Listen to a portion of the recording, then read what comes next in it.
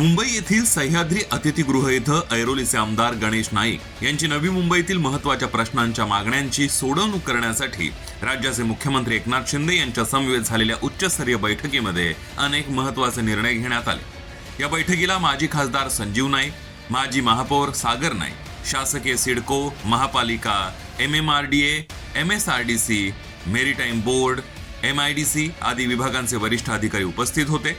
या बैठकीमध्ये गणेश नाईक यांच्या मागणीनुसार नवी मुंबईतील 500 चौरस फुटांपर्यंतच्या घरांना मालमत्ता कर माफीबाबतचे आदेश मुख्यमंत्र्यांनी बैठकीत दिले।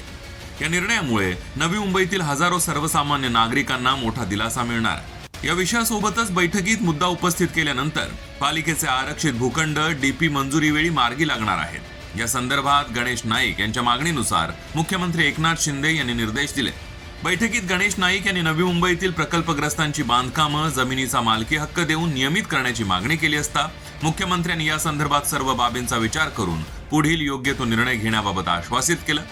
या विषयांसोबतच बैठकीत गणेश नाईक यांनी BMTC कामगारांसाठी ऐच्छिक योजना, दिवा जेट्टीचा प्रश्न सुटला, ऐरोली काटई मार्गिकेचं काम, मराठी भाषा भवन, लोककला भवनाचं बांधकाम सुरू करण्याच्या मागणी संदर्भात मुख्यमंत्र्यांसमवेत सकारात्मक चर्चा संपन्न झाली। याशिवाय बैठकीत अटल सेतू बाधित मच्छीमार बांधवांना नुकसान भरपाईचा विषय, प्रकल्पग्रस्त ठोक मानधनावरील कामगार कायम करण्याचा विषय, बारवी धरणाचा ठरलेला कोटा नवी मुंबईला मिळण्याविषयीचा विषय असे अनेक विषय गणेश नाईक यांच्या माध्यमातून मुख्यमंत्र्यांसमोर मांडण्यात आले, ज्यावर मुख्यमंत्र्यांनी संबंधित विभागाला लवकरात लवकर या संदर्भात निर्णय घेण्याचे आदेश दिले।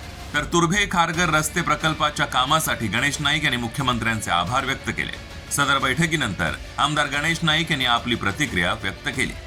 माननीय मुख्यमंत्री एकनाथजी शिंदे साहेबांच्याकडे मागे जे मी प्रश्न मांडले होते, सिडकोकडून MIDC कडून महापालिकेला जे भूखंड पाहिजे त्याचे आदेश दिले होते, पूर्तता झाली नव्हती। आज अंतिम त्याच्यावर निर्णय करण्याचं ठरलं। एकूण मागच्या कालखंडात ज्या विधान भवनामध्ये मी ज्या भावना व्यक्त केल्या होत्या त्या भावना लक्षात घेऊन माननीय एकनाथजी शिंदे यांनी सगळ्या अधिकाऱ्यांना त्या गोष्टीची पूर्तता करण्याचे आदेश दिले।